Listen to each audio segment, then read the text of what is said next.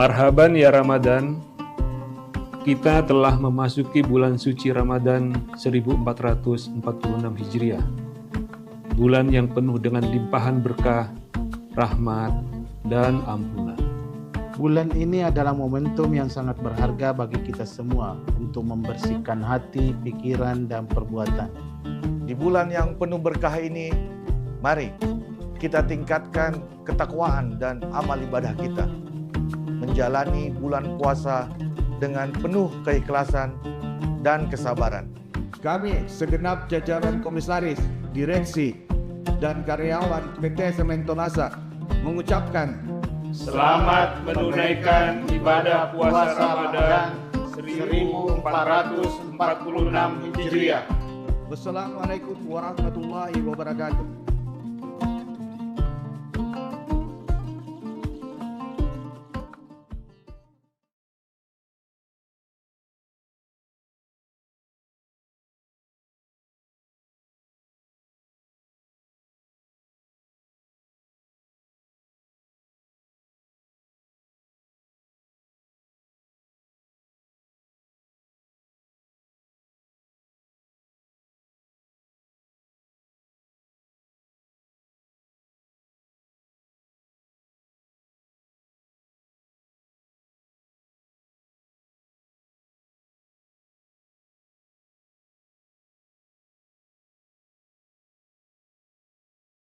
Wabarakatuh. Selamat sore Tribuners dimanapun Anda berada.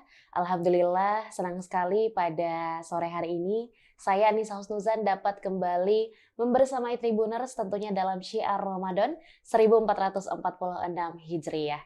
Nah Tribuners tentunya dalam waktu ini sendiri, khususnya menantikan waktu berbuka puasa, kita akan kembali menyajikan nih ilmu-ilmu yang bermanfaat insya Allah, dan juga tentunya mendengarkan ceramah yang akan disampaikan kembali oleh Ustadz yang telah menemani kita ya hampir kurang lebih setengah bulan ini. Untuk itu izinkan saya menyapa Bapak Ustadz Dr. Kamarudin Mustamin MPhilI selaku dosen Fakultas Usluhuddin dan Filsafat UIN Alauddin Makassar. Assalamualaikum, selamat sore Pak Ustadz. Waalaikumsalam warahmatullahi wabarakatuh. Masya Allah. Gimana sehat kabarnya Pak Ustadz? Alhamdulillah. Alhamdulillah. Lancar puasa. Amin ya rabbal alamin.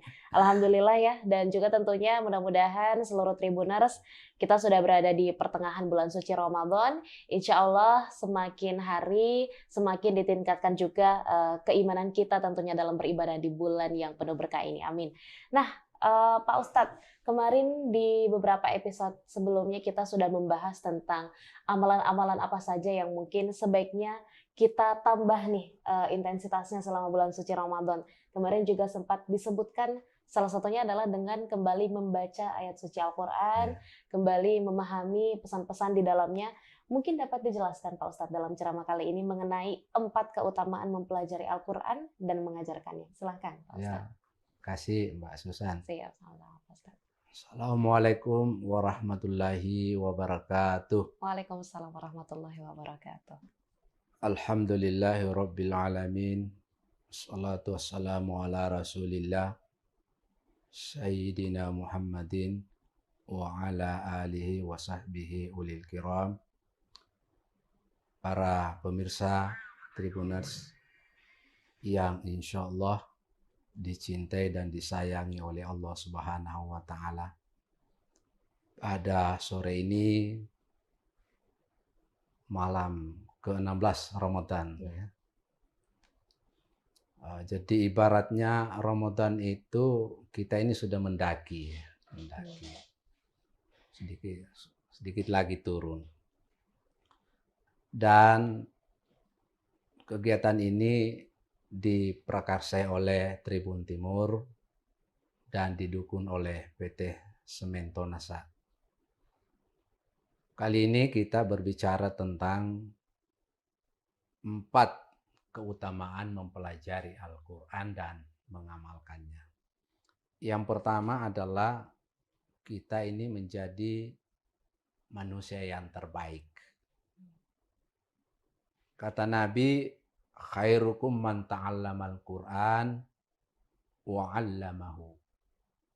Sebaik-baik di antara kamu adalah orang yang membaca Al-Quran wa'allamahu dan mengajarkannya.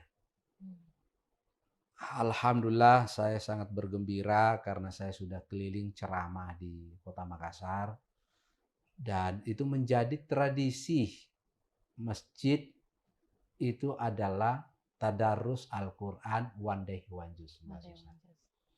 Dan kita juga bergembira di Kota Makassar banyak lembaga-lembaga tahfiz ya seperti yang dipimpin oleh Kiai Haji Sam Amir ya.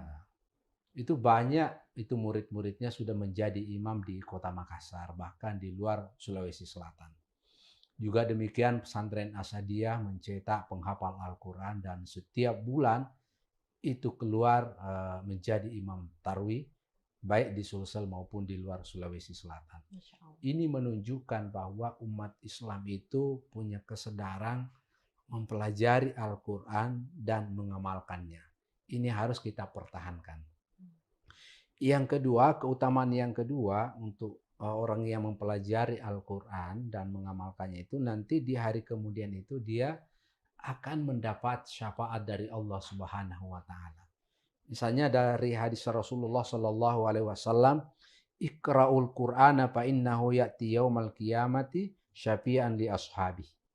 Jadi kata Nabi, bacalah Al-Quran karena sesungguhnya orang yang membaca Al-Quran itu maka dia bisa menjadi syafaat bagi orang yang membacanya. Ini luar biasa. Jadi ini harus kita memang ada kesadaran mentradisikan pada diri kita, keluarga kita dan seterusnya. Bahkan itu saya selalu menghimbau bahwa setiap rumah itu pastikan ada Al-Quran kita masing-masing. Karena kalau ada Al-Quran di rumah berarti ada motivasi untuk mempelajari dan membaca Al-Quran. Ya, ini harus diperhatikan sebagai umat Islam. Yang berikut, yang ketiga adalah keutamaan orang mempelajari Al-Quran itu maka dia akan mendapatkan pahala di sisi Allah Subhanahu wa Ta'ala. Jadi membaca Al-Quran itu dua didapat ilmunya juga dapat pahala. Saya teringat ketika Pak Profesor Dr. Quraisy Shihab memberikan kuliah waktu saya sekolah di Pasca Sarjana di Uinalau di Makassar.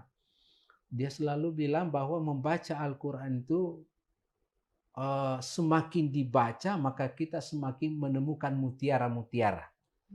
Ya, karena memang membaca Al-Quran itu berulang-ulang, maka itu kita menemukan sebuah inspirasi baru. Momentum Ramadan ini saya mengajak kita semuanya adalah rajin membaca Al-Quran. Ya, misalnya hadis Rasulullah Muhammad SAW yang diriwayatkan oleh At-Tirmizi. Man qara'a harfan min kitabillahi falahu bihi hasanah. Barang siapa yang membaca satu huruf dari kitab Allah, maka dia akan mendapatkan 10 kebaikan. Satu huruf 10 kebaikan. Wal hasanatu bi asyri amsalihha. Dan satu kebaikan itu dia mendapatkan 10 pahala. Karena datanya Ramadan, maka dilipat gandakan menjadi 70 kali lipat. Jadi ini harus kita betul-betul maksimalkan waktu kita. Kata Nabi, la aqulu alif lam mim harfun walakin alif harfun wa lam harfun wa mim harfun. Berarti 3 huruf.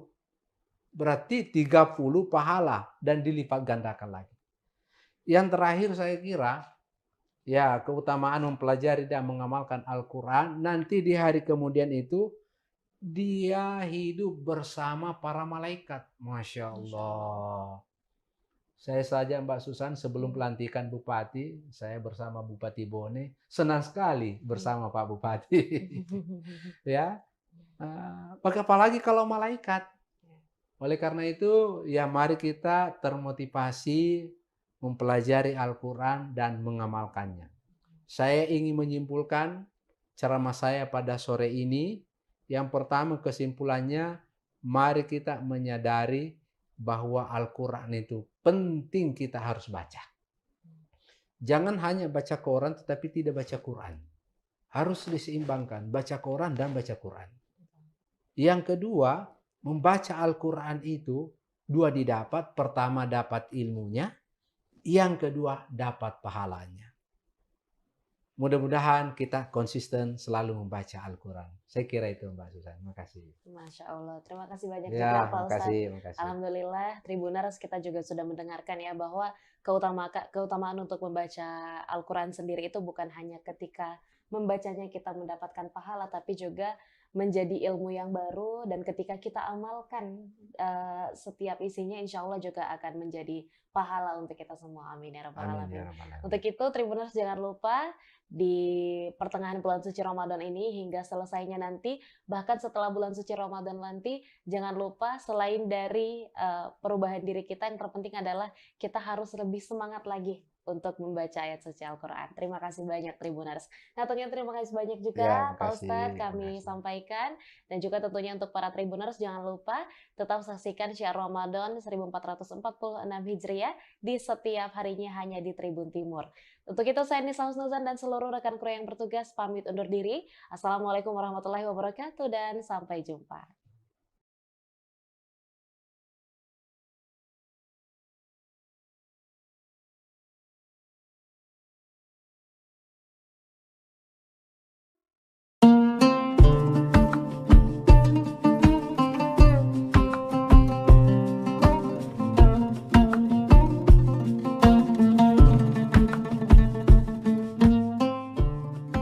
Marhaban ya Ramadan, kita telah memasuki bulan suci Ramadan 1446 Hijriah.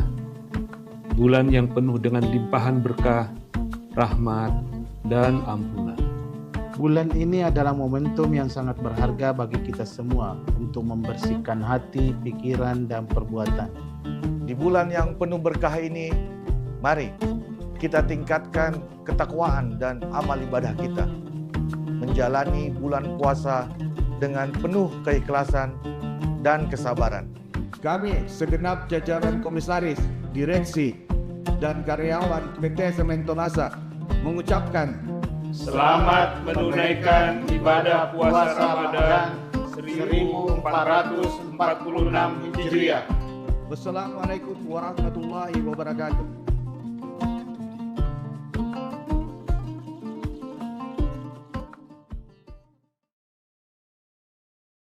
Nashhadu an la ilaha illallah wa nastaghfirullah, nas'aluka ridhaka wal jannah wa na'udzubika min sakhatika wan nar. Asyhadu an la ilaha illallah wa nastaghfirullah, nas'aluka ridhaka wal jannah wa na'udzubika min sakhatika wan nar. Nashhadu an la ilaha illallah wa nastaghfirullah, nas'aluka ridhaka wal jannah wa na'udzubika min sakhatika wan nar. Allahumma innaka afuwun karim, tuhibbul afwa fa'fu anna ya karim. Amin. Allahumma inna عفو كريم تحب العفو فاعف عنا يا كريم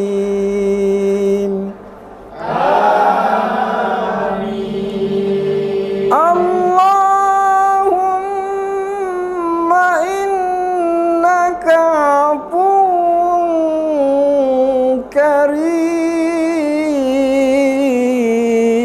كريم تحب العفو فاعف عنا يا كريم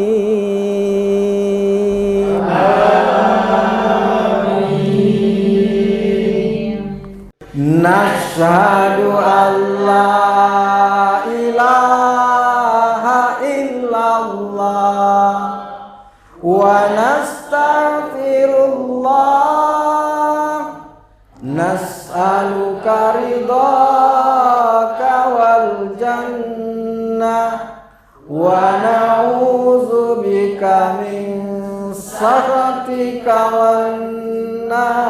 والنار أشهد أن لا إله إلا الله ونستغفر الله نسألك رضاك والجنة ونعوذ بك من سخطك والنار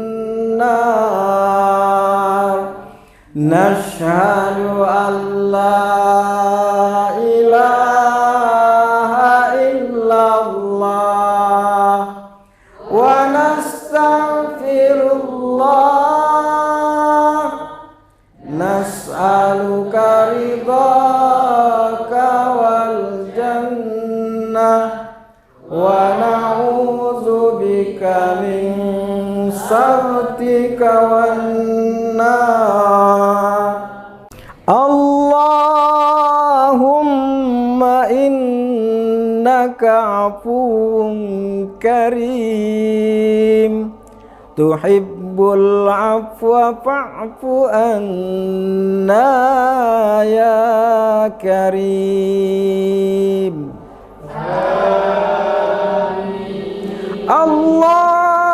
اللهم إنك عفو كريم تحب العفو فاعف عنا يا كريم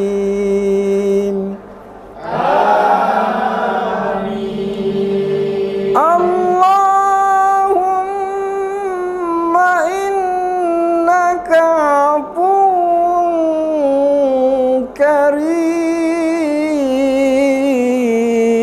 كريم تحب العفو فاعف عنا يا كريم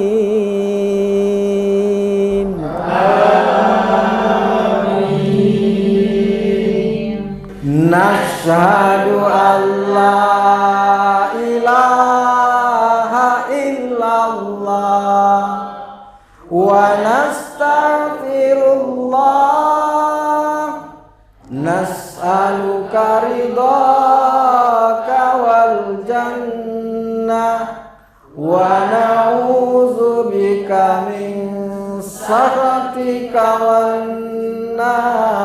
والنار أشهد أن لا إله إلا الله ونستغفر الله نسألك رضاك والجنة ونعوذ بك من سخطك والنار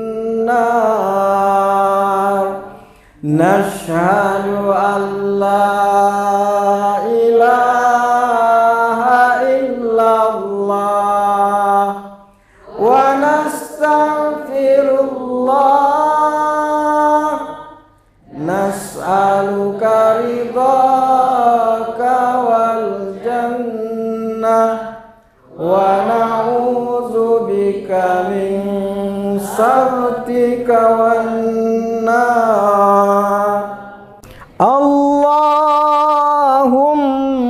innaka afuwun karim tuhibbul afwa fa'fu anna ya karim. Allahumma innaka afuwun karim tuhibbul afwa fa'fu anna ya karim.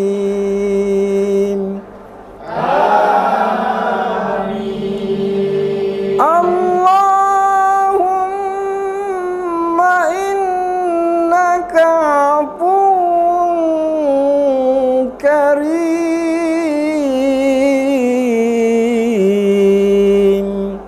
tuhibbul afwa fa'fu anna ya karim.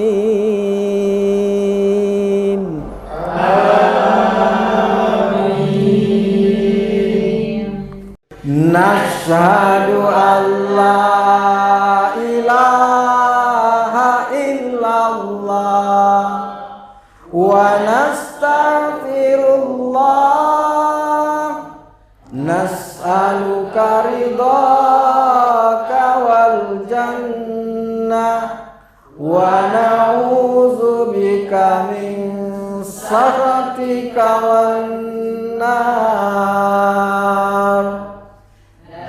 Ashhadu an la ilaha illallah wa nastaghfirullah nas'aluka ridhaka wal jannah wa na'udzubika min sakhatika wan nar. Nashhadu an la ilaha illallah wa nastaghfirullah nas'aluka ridhaka wal jannah wa na'udzubika min sakhatika wan nar. Allahumma innaka afuwun karim tuhibbul afwa fa'fu anna ya karim. Allahumma innaka afuwun karim tuhibbul afwa fa'fu anna ya karim.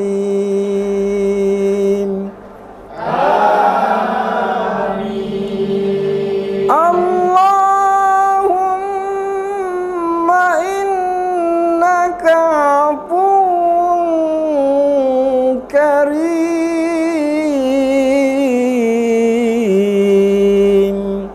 tuhibbul afwa fa'fu anna ya karim.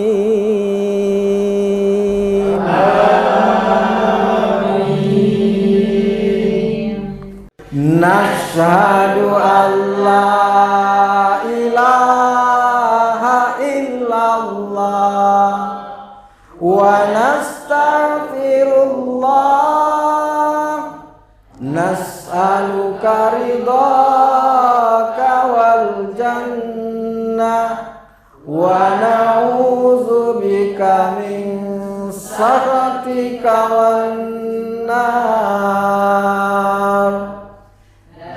Ashhadu an la ilaha illallah wa nastaghfirullah nas'aluka ridhaka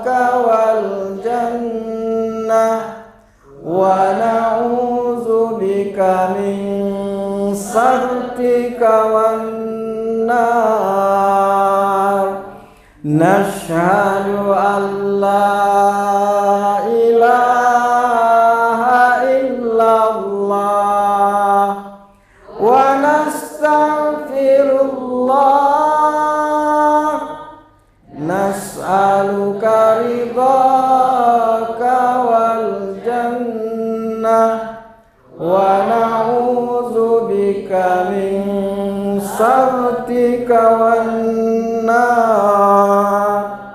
Allahumma innaka afuwun karim tuhibbul afwa fa'fu anna ya karim. Allahumma innaka afuwun karim tuhibbul afwa fa'fu anna ya karim.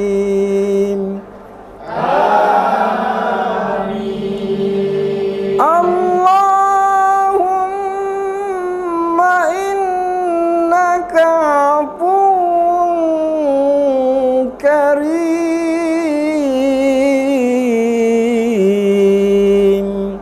tuhibbul afwa fa'fu anna ya karim.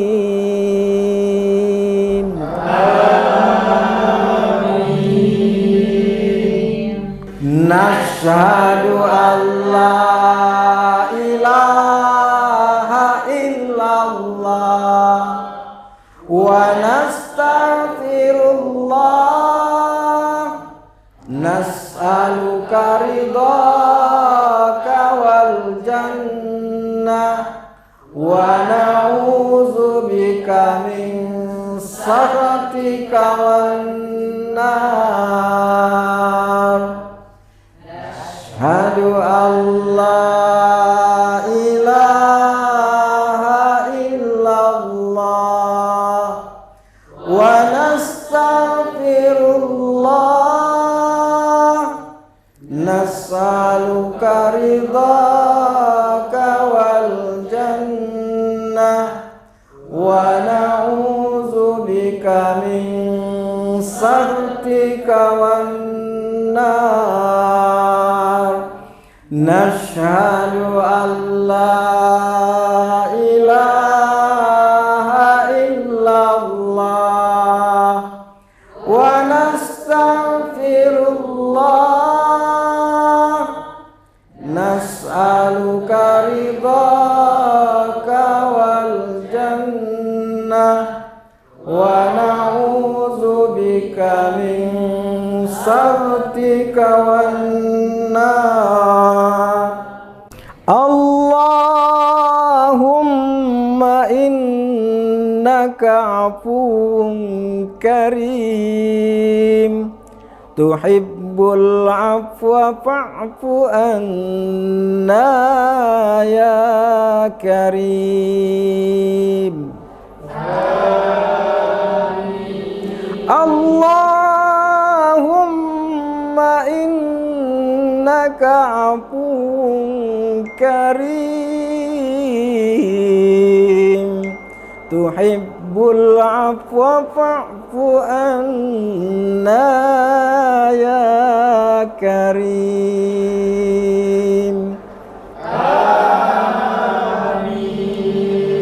Allahumma innaka afuwun karim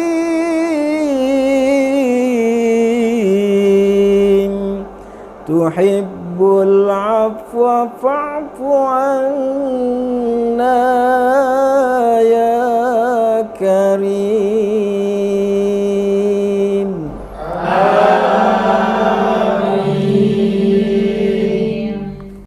Nashhadu an la ilaha illallah wa nastaghfirullah nas'aluka ridhaka wal jannah wa na'udzubika min sakhatika wan nar. Asyhadu an la ilaha illallah wa nastaghfirullah nas'aluka ridhaka wal jannah wa na'udzubika min sakhatika wan nar. Nashhadu an la ilaha illallah wa nastaghfirullah nas'aluka ridhaka wal jannah wa na'udzubika min sakhatika wan nar. Allahumma innaka afuwun karim tuhibbul afwa fa'fu anna ya karim. Allahumma innaka afuwun karim tuhibbul afwa fa'fu anna ya karim.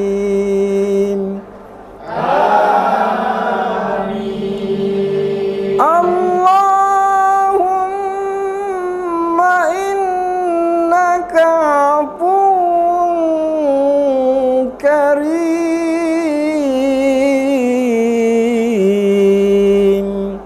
tuhibbul afwa fa'fu anna ya karim.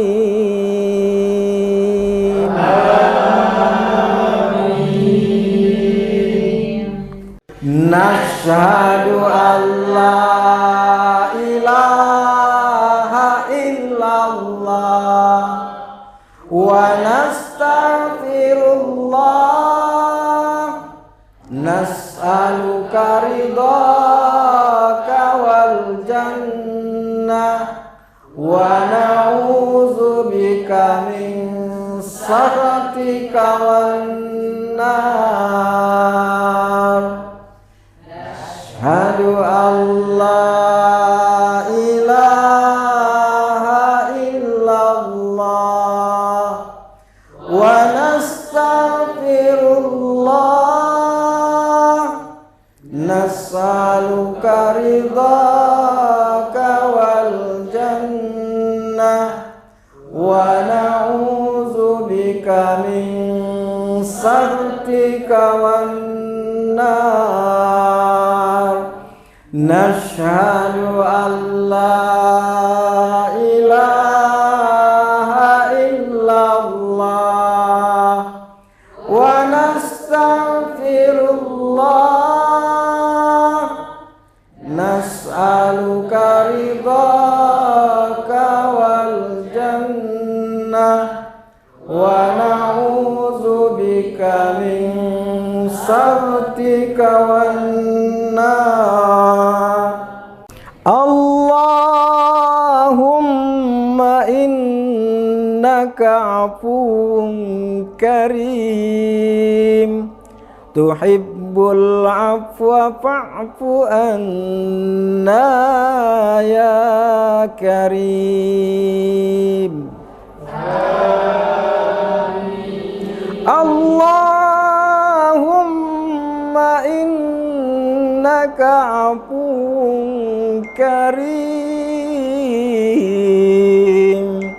tuhibbul afwa fa'fu anna ya karim. Amin. Allah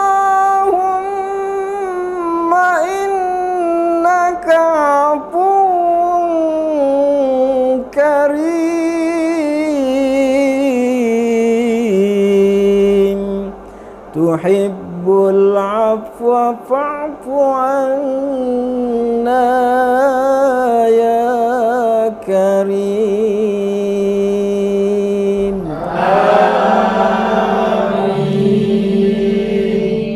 نشهد أن لا إله إلا الله ونستغفر الله نسألك رضاك والجنة ونعوذ بك من سخطك والنار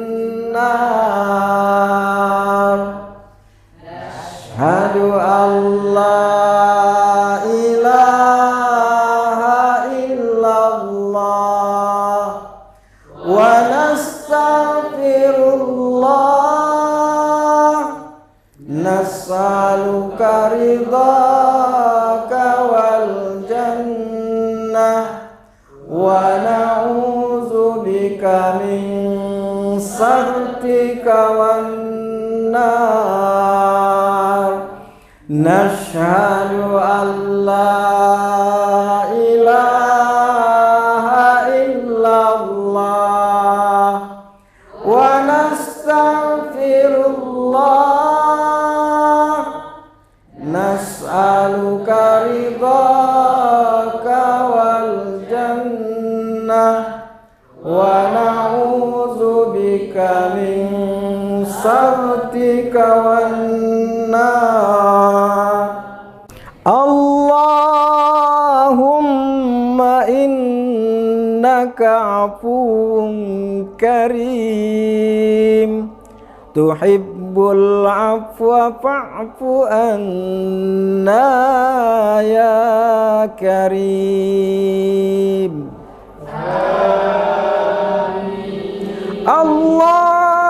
اللهم إنك عفو كريم تحب العفو فاعف عنا يا كريم آمين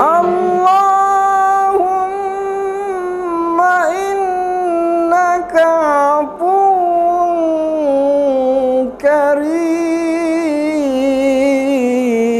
كريم تحب العفو فاعف عنا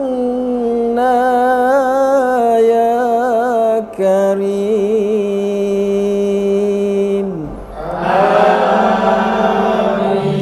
آمين نشهد أن لا إله إلا الله ونستغفر الله نسألك رضاك والجنة ونعوذ بك من سخطك والنار نشهد أن لا إله إلا الله ونستغفر الله نسألك رضاك والجنة ونعوذ بك من سخطك والنار نشهد أن لا إله إلا الله ونستغفر الله نسألك رضاك والجنة ونعوذ بك من سخطك والنار اللهم إنك عفو كريم تحب tuhibbul afwa fa'fu anna ya karim. Allahumma innaka afuwun karim tuhibbul afwa fa'fu anna ya karim.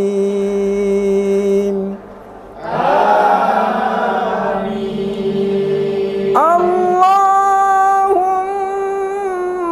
innaka afuwun karim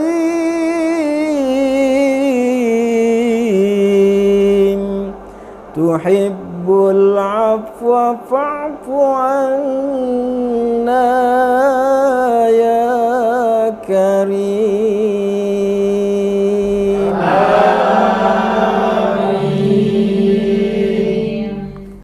Nashhadu an la ilaha illallah wa nastaghfirullah nas'aluka ridhaka wal jannah wa na'udzubika min sakhatika wan nar. Asyhadu an la ilaha illallah wa nastaghfirullah nas'aluka ridhaka wal jannah wa na'udzubika min sakhatika wan nar. Nashhadu an la ilaha illallah wa nastaghfirullah nas'aluka ridhaka wal jannah wa na'udzubika min sakhatika wan nar. Allahumma innaka afuwun karim tuhibbul afwa fa'fu anna ya karim.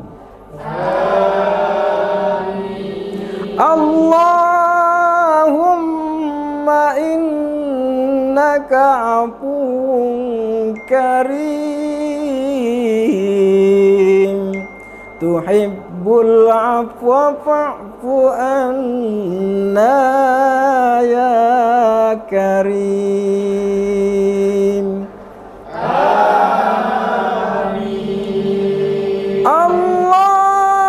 Allahumma innaka afuwun karim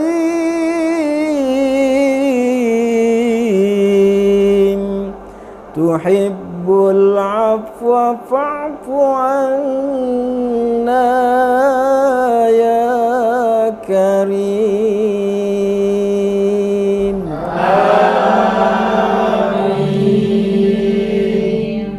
Nashhadu an la ilaha illallah wa nastaghfirullah nas'aluka ridhaka wal jannah wa na'udzubika min sakhatika wan nar.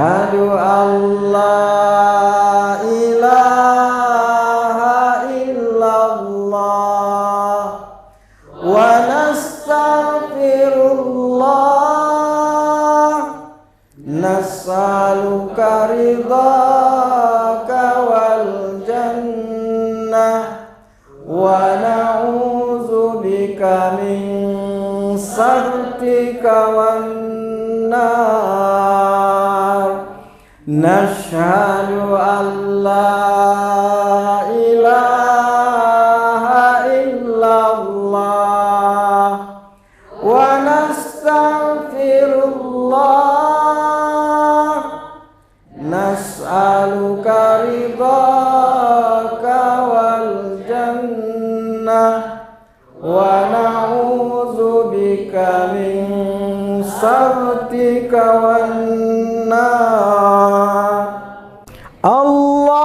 اللهم إنك عفو كريم تحب العفو فاعف عنا يا كريم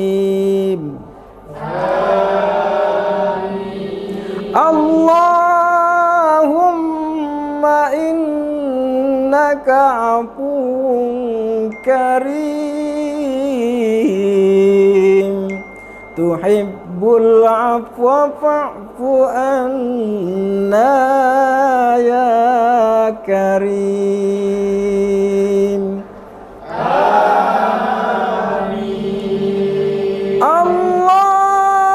اللهم إنك عفو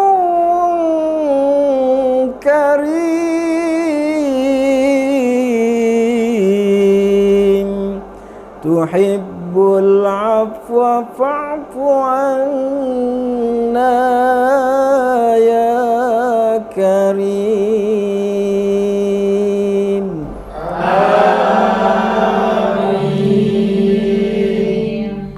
نشهد أن لا إله إلا الله ونستغفر الله نسألك رضاك والجنة ونعوذ بك من سخطك والنار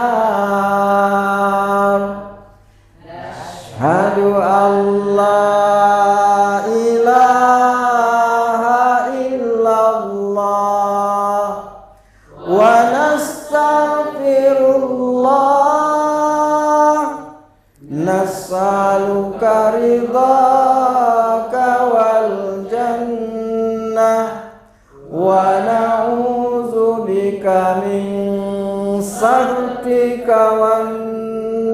والنار نشهد أن لا إله إلا الله ونستغفر الله نسألك رضاك والجنة ونعوذ بك من سخطك والنار اللهم إنك عفو كريم تحب العفو فاعف عنا يا كريم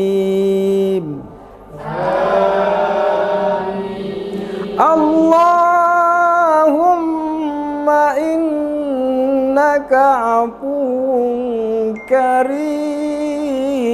كريم تحب العفو فاعف عنا يا كريم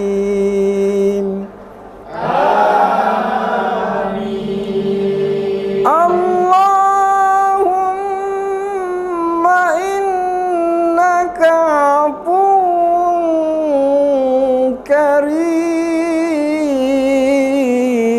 كريم تحب العفو فاعف عنا يا كريم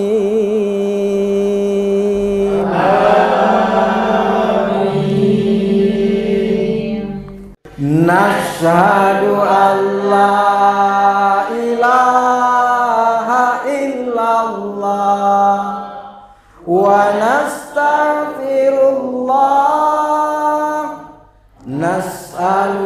ridhaka wal jannah wa na'udzubika min sakhatika wan nar. Asyhadu an la ilaha illallah wa nastaghfirullah nas'aluka ridhaka wal jannah wa na'udzubika min sakhatika wan nar. Nashhadu an la ilaha illallah wa nastaghfirullah nas'aluka ridhaka wal jannah wa na'udzubika min sakhatika wan nar. Allahumma innaka afuwun karim tuhibbul afwa fa'fu anna ya karim.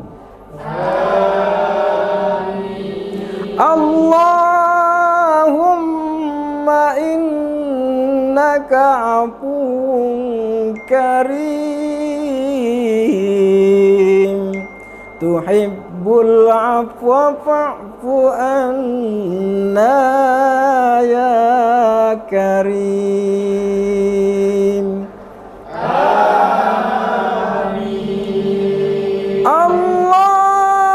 Allahumma innaka afuwun karim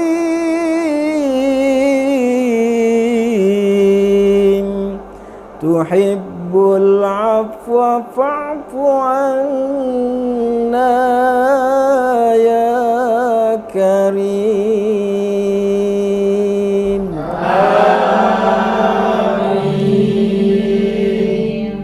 Nashhadu an la ilaha illallah wa nastaghfirullah nas'aluka ridhaka wal jannah wa na'udzubika min sakhatika wan nar. Asyhadu an la ilaha illallah wa nastaghfirullah nas'aluka ridhaka wal jannah wa na'udzubika min sakhatika wan nar. Nashhadu an la ilaha illallah wa nastaghfirullah nas'aluka ridhaka wal jannah wa na'udzubika min sakhatika wan nar. Allahumma innaka afuwun karim tuhibbul afwa fa'fu anna ya karim.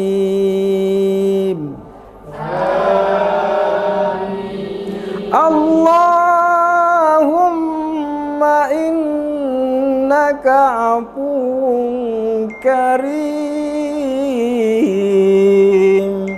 tuhibbul afwa fa'fu anna ya karim.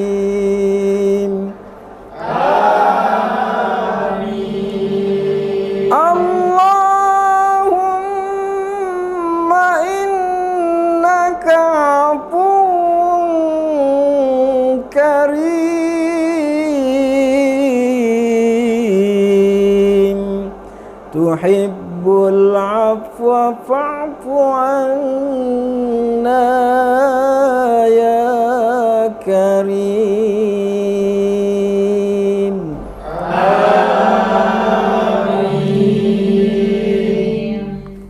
Nashhadu an la ilaha illallah wa nastaghfirullah, nas'aluka ridhaka wal jannah wa na'udzubika min sakhatika wan nar.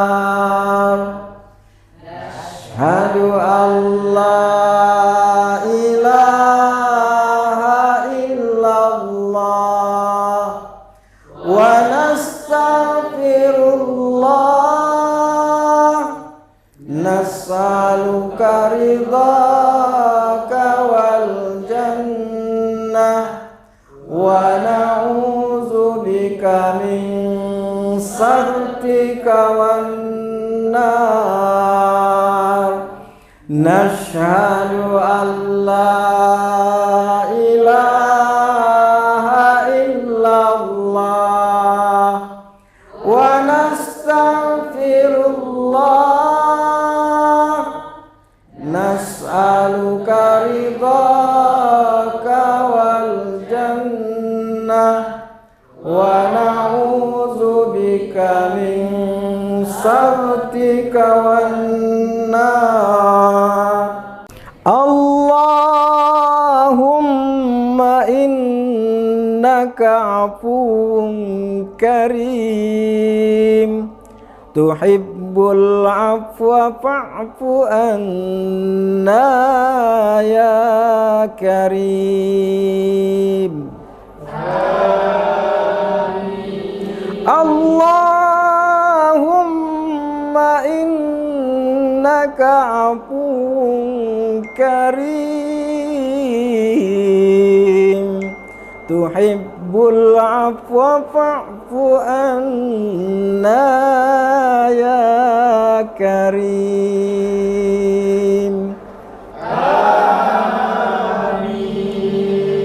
Allahumma innaka afuwun karim,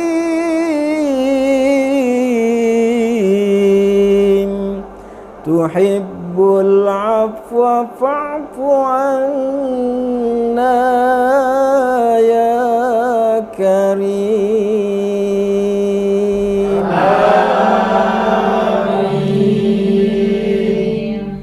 Nashhadu an la ilaha illallah wa nastaghfirullah, nas'aluka ridhaka wal jannah wa na'udzubika min sakhatika wan nar. Asyhadu an la ilaha illallah wa nastaghfirullah, nas'aluka ridhaka wal jannah wa na'udzubika min sakhatika wan nar. Nashhadu an la ilaha illallah wa nastaghfirullah, nas'aluka ridhaka wal jannah wa na'udzubika min sakhatika wan nar. Allahumma innaka afuwun karim, tuhibbul tuhibbul afwa fa'fu anna ya karim.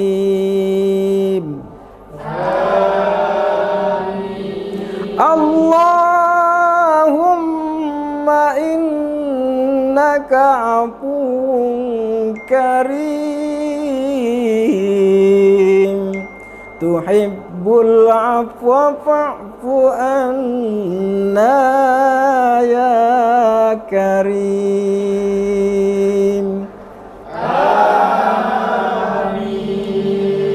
Allahumma innaka afuwun karim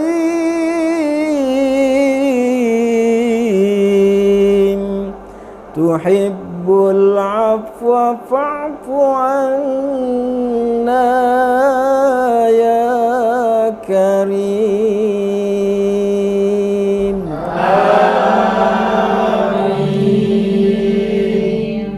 Nashhadu an la ilaha illallah wa nastaghfirullah nas'aluka ridhaka wal jannah wa na'udzubika min sakhatika wan nar.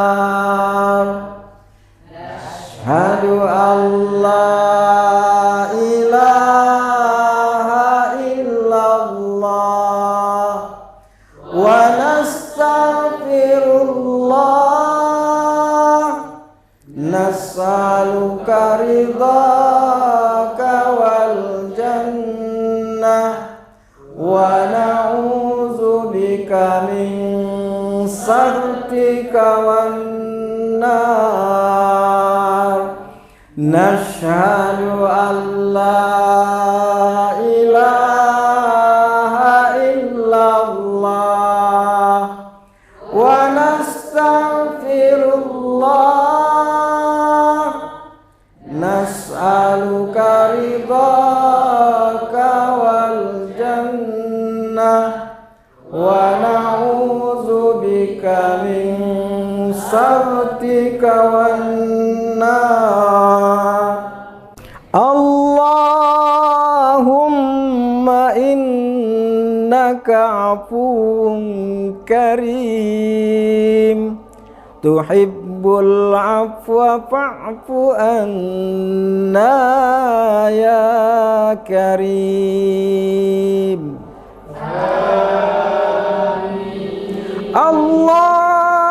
Allahumma innaka afuwun karim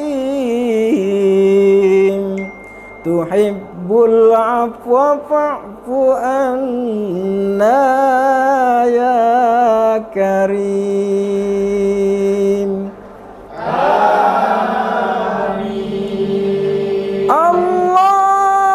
Allahumma innaka afuwun karim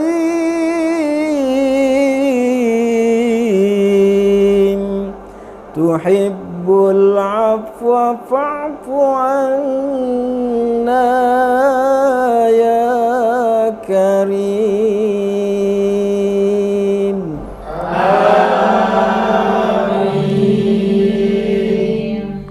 Nashhadu an la ilaha illallah wa nastaghfirullah nas'aluka ridhaka wal jannah wa na'udzubika min sakhatika wan nar.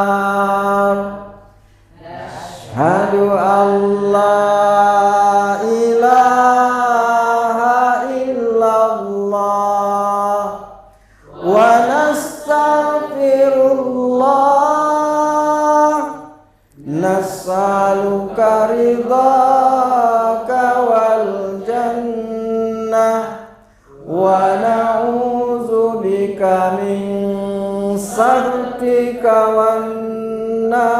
والنار نشهد أن لا إله إلا الله ونستغفر الله نسألك رضاك والجنة ونعوذ بك من سخطك والنار اللهم إنك عفو كريم تحب العفو فاعف عنا يا كريم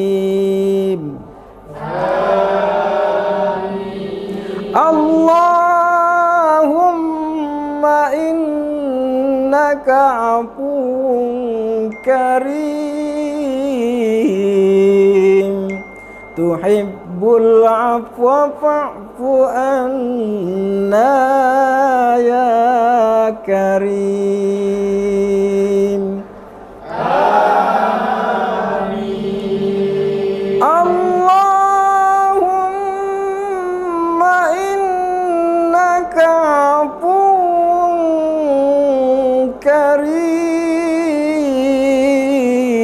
كريم تحب العفو فاعف عنا يا كريم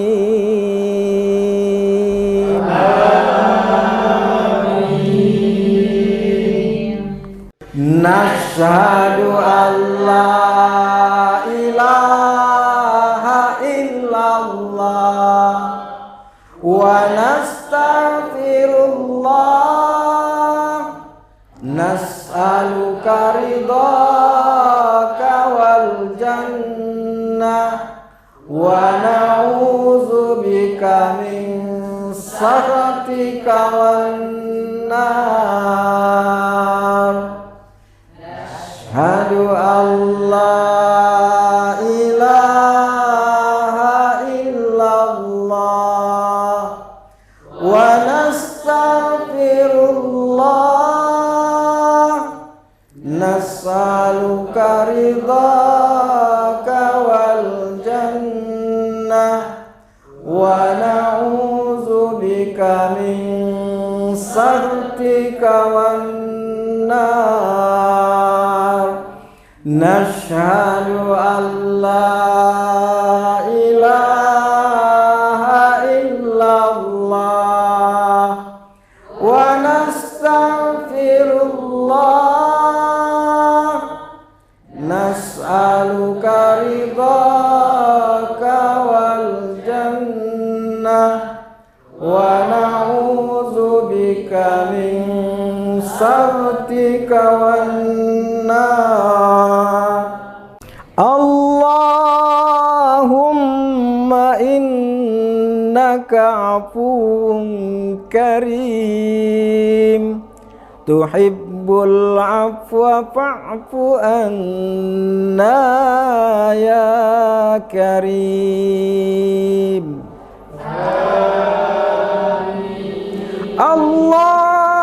اللهم إنك عفو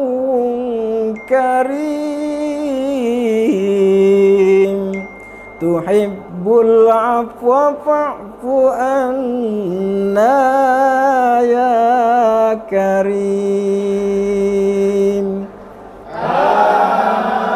آمين اللهم إنك عفو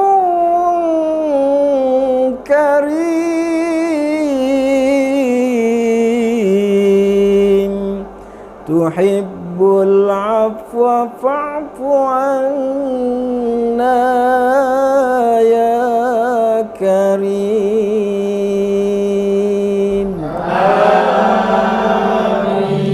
آمين نشهد أن لا إله إلا الله nastaghfirullah nas'aluka ridhaka wal jannah wa na'udzubika min sakhatika wan nar.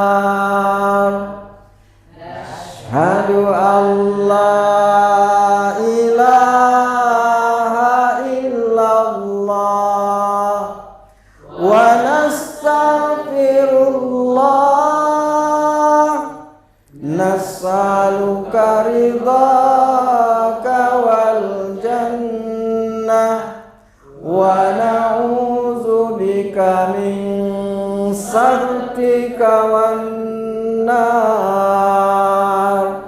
Nashhadu an la ilaha illallah wa nastaghfirullah nas'aluka ridhaka wal jannah wa na'udzubika min sakhatika wan nar.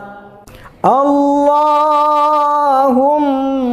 innaka afuwun karim tuhibbul afwa fa'fu anna ya karim. Allahumma innaka afuwun karim tuhibbul afwa fa'fu anna ya karim.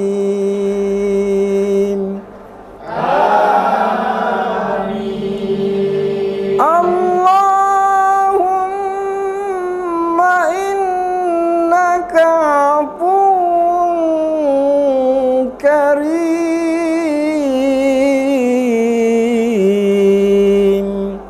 tuhibbul afwa fa'fu anna ya karim.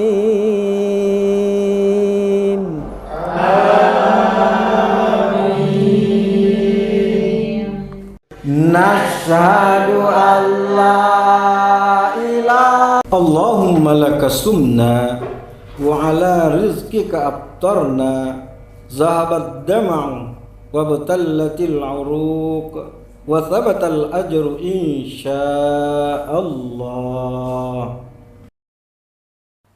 Allahu akbar, Allahu akbar, Allahu akbar,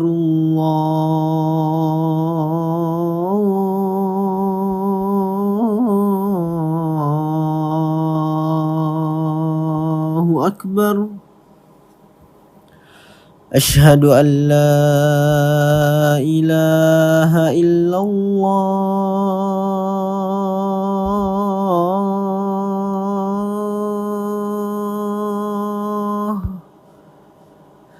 Asyhadu an la ilaha illallah.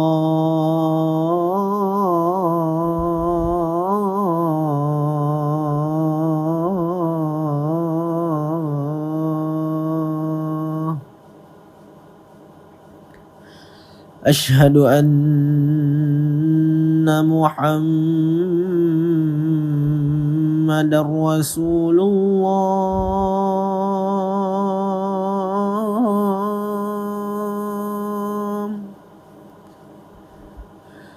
Asyhadu anna Muhammadar Rasulullah.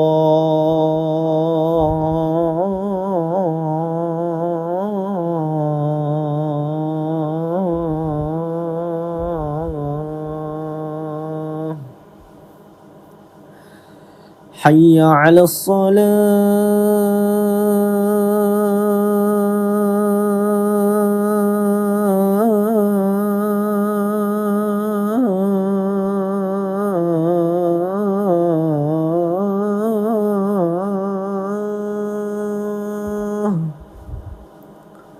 حي على الصلاة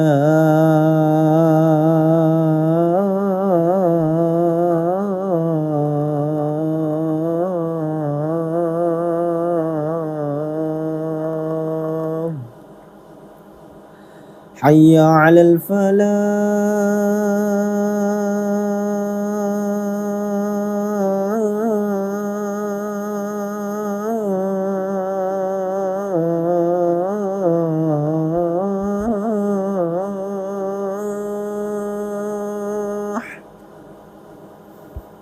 حي على الفلاح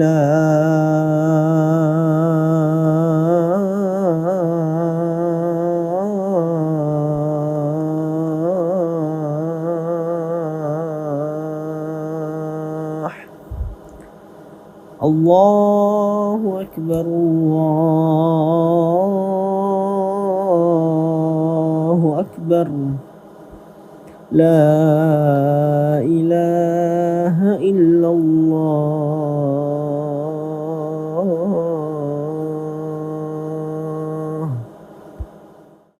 اللهم رب هذه الدعوة التامة والصلاة القائمة آت محمدا الوسيلة والفضيلة والشرف والدرجة العالية الرفيعة وبعثه مقاما محمودا الذي وعدته إنك لا تخلف الميعاد.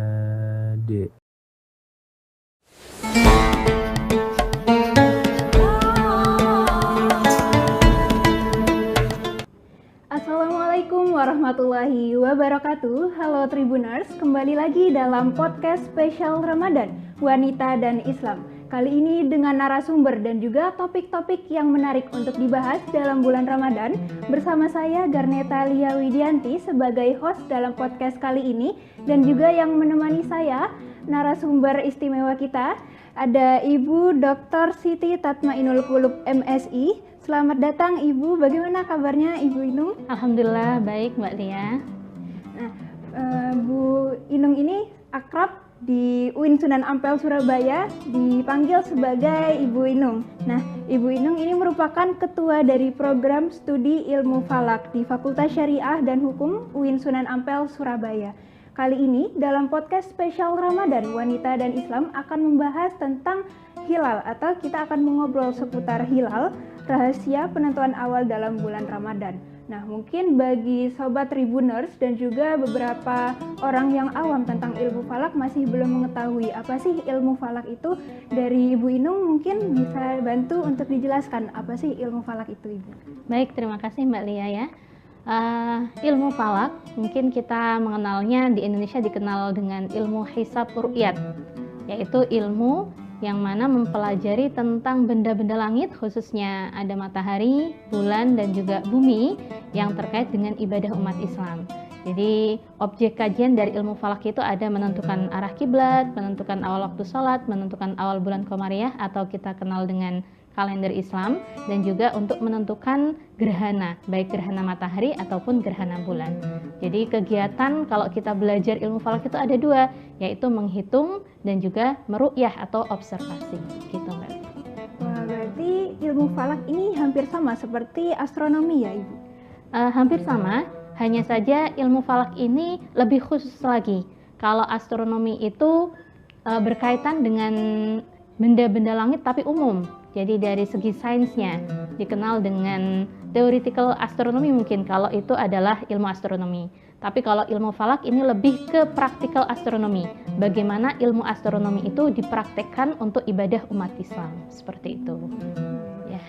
Bu Inung, apa sih yang membedakan antara ilmu falak di saat ini dan juga ilmu falak pada zaman dahulu atau tradisional? Baik, terima kasih.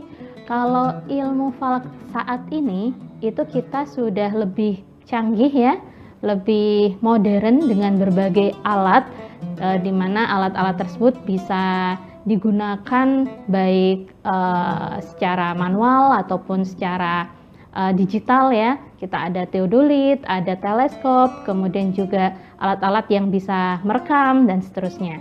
Kalau zaman dahulu alat-alatnya masih bersifat tradisional, jadi belum bersifat optik. Ya, dalam artian penggunaannya masih menggunakan manusia, harus ada di sana, dan waktu itu alat-alat yang ada itu besar-besar. Jadi kalau satu rumah itu hanya cukup untuk 2 alat atau 3 alat. Satu alat itu bisa 3 meter kalau zaman dahulu. Dan untuk mengoperasionalkannya itu butuh 2 sampai 3 astronom untuk melakukan pengamatan. Kalau zaman sekarang sudah serba canggih begitu. Alat sudah lebih ringkes, bahkan sekarang sudah ada program-program, aplikasi-aplikasi yang itu bisa memudahkan kita untuk belajar ilmu falak begitu. Itu yang ada saat sekarang ya. Berarti seiring perubahannya zaman juga sudah ada teknologi ya. Betul. Kita mengenal adanya teknologi dalam ilmu falak ini, Bu, Iya. dalam ilmu falak modern seperti Iya. ini. Ibu Inung, kalau saya ingin bertanya ke Ibu Inung, ini ketertarikan awal dalam dunia ilmu falak ini apa sih, Ibu? Baik. Saya dulunya di aliyah itu bukan belajar ilmu falak ya. Saya aliyah itu di Madrasah Aliyah Keagamaan. Hanya saja waktu itu dapat beasiswa untuk beasiswa Mora dari Kementerian Agama itu di UIN Wali Songo Semarang ya. Itu programnya beasiswanya di sana konsentrasi ilmu falak. Dari situlah saya belajar awal. Nah, belajar awal itu kemudian karena waktu masuk itu masih prodi Akhwalus Sasiyah, konsentrasinya adalah ilmu falak. Saya baru tahu ya apa sih ini. Akhirnya karena belum tahu tentang itu, orang tua saya yang ini adalah bapak saya yang pertama itu ngajarkan saya tentang ilmu falak. Jadi guru falak pertama saya itu bapak saya. Belajar tentang Sulamun Nayyiran waktu itu, kitab falak kalau sekarang takribi, metodenya masih metode yang kurang akurat, cuman itu dipelajari di pondok-pondok pesantren salaf. Itu belajarnya pakai Sulamun Nayyiran. Nah, dari situ baru saya tertarik untuk belajar ilmu falak. Oh, ternyata menarik begitu, benda-benda langit itu sangat menarik, apalagi dikaitkan dengan ibadah umat Islam. Jadi sangat membantu untuk memudahkan kita dalam beribadah, seperti itu. Berarti tokoh pertama yang mengenalkan tentang ilmu falak itu justru dari ayah sendiri ya, Ibu? Betul, ayah saya, guru pertama saya falak. Nah, makanya dari itu mulai tertarik di ilmu falak dan ingin menekuni juga ya? Iya.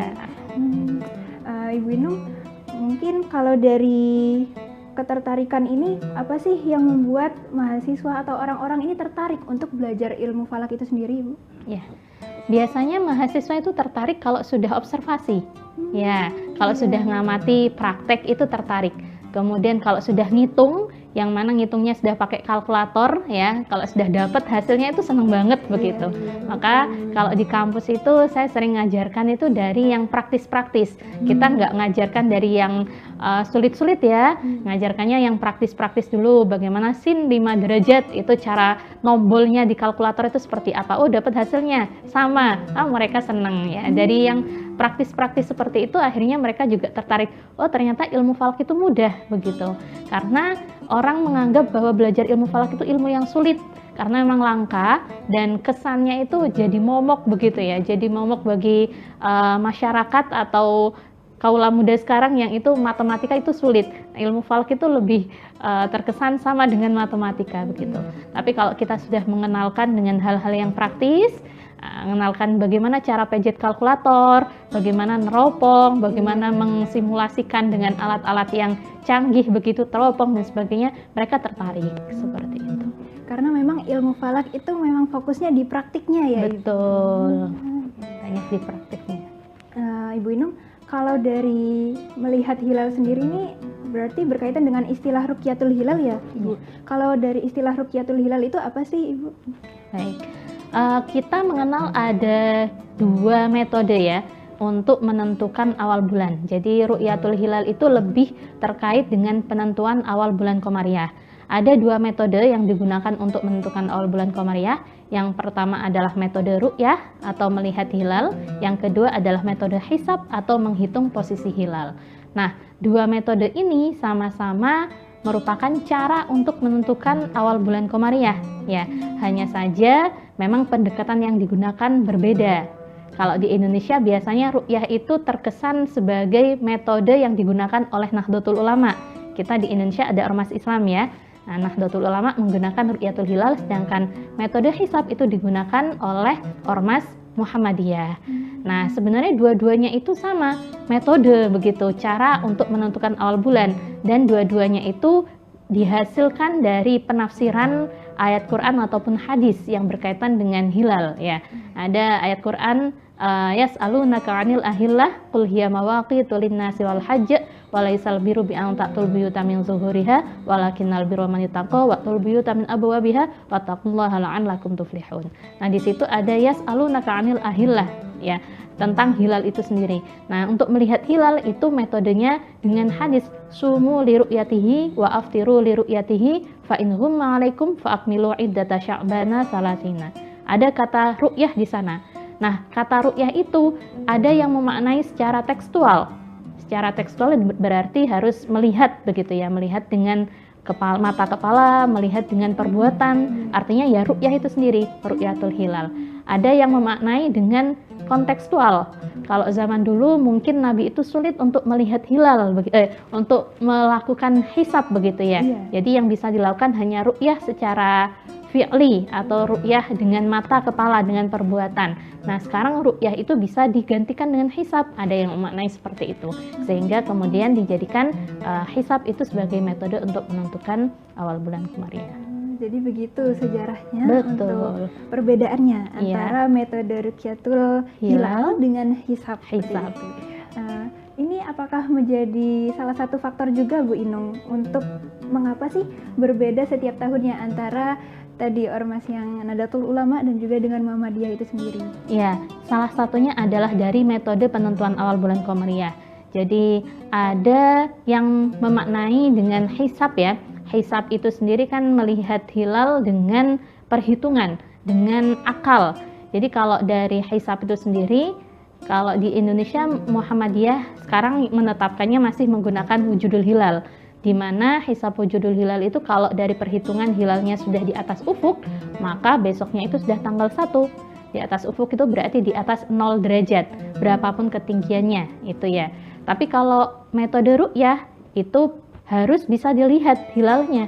Kalau tidak bisa dilihat hilalnya ketika tanggal 29 bulan Hijriah ya, misalkan kita mau menentukan tanggal 1 Ramadan, ru'yahnya dilaksanakan tanggal 29 Sya'ban sore hari. Ketika matahari terbenam, kemudian dilakukan ru'yah, nah kok tidak terlihat, maka esoknya disempurnakan bulan Sya'ban menjadi 30 hari. Tapi kalau terlihat, maka ditetapkan sebagai tanggal 1 esok harinya. Hal ini yang menyebabkan perbedaan penentuan awal bulan. Nah, sekarang pun kalau sekarang sudah beralih ya menjadi imkanur ru'yah. NU itu sudah beralih ke kriteria imkanur ru'yah bersamaan dengan pemerintah juga. Imkanur ru'yah itu berarti kriteria kemungkinan hilal itu bisa dilihat. Jadi ada kriteria batas minimal hilal bisa dilihat, yaitu tinggi hilal minimal 3 derajat dan sudut elongasi matahari dan bulan itu 6,4 derajat. Jadi ketika matahari terbenam, hilal itu posisinya di mana? Kalau sudah di atas 3 derajat ya, tinggi hilalnya dari ufuk dan sudut elongasinya sudah di atas 6,4 derajat, maka kemungkinan hilal itu bisa dilihat. Jadi ditetapkan besoknya sebagai tanggal 1. Tapi kalau kurang dari itu, sebagaimana kemarin ya yang terjadi dalam penentuan awal bulan Ramadan 1446 Hijriah itu, kita menunggu untuk Aceh. Kenapa kok nunggu di Aceh? Karena Indonesia itu, pemerintah Indonesia menggunakan kriteria imkanur ru'yah 3 derajat untuk tinggi hilal, elongasinya 6,4 derajat. Di seluruh Indonesia untuk tinggi hilal sudah memenuhi. Tapi untuk kriteria elongasi itu hanya Aceh yang memenuhi. Sedangkan di sebelah timur Aceh itu belum ada yang memenuhi. Jadi menunggu hasil ru'yah dari Aceh. Nah, Aceh sudah ada yang melihat hilal, sudah disumpah, maka itu bisa ditetapkan untuk seluruh wilayah Indonesia. NU sama dengan pemerintah menggunakan kriteria tersebut. Hanya saja Muhammadiyah belum ke sana. Muhammadiyah pakainya kriteria wujudul hilal hisab tadi. Sesama metode ini sangat menarik ya Bu. Ada metode, ada caranya masing-masing gitu. Betul. Melalui kalau tadi imkanur ruqyat ya, untuk melihat kemungkinan terlihatnya hilal seperti itu. Nah, kalau dari posisi hisab dalam penentuan awal bulannya ini tuh apakah bisa hisab ini dianggap sebagai penggantinya ruqyat gitu, atau sebaliknya seperti itu, Ibu? Baik, sebenarnya namanya metode ya, tidak ada, kalau saya sih tidak bisa menggantikan satu sama lain. Artinya hisab dan ruqyat itu seperti dua sisi mata uang, saling berkaitan dan saling membantu. Ruqyat tanpa hisab itu tidak bisa dilakukan. Karena apa? Ruqyatnya mesti ngaco, lihatnya kemana-mana tanpa ada panduan. Jadi ruqyat harus dibarengi dengan hisab sebagai pedoman untuk ruqyat. Sedangkan hisab itu tidak bisa digunakan untuk menggantikan ruqyat, karena memang dari tekstualnya sendiri ya, dari tekstualnya memang ruqyat ini atau awal bulan ini berbeda dengan awal waktu sholat. Kalau awal waktu sholat memang tanda waktunya dengan tanda waktu fenomena alam ya.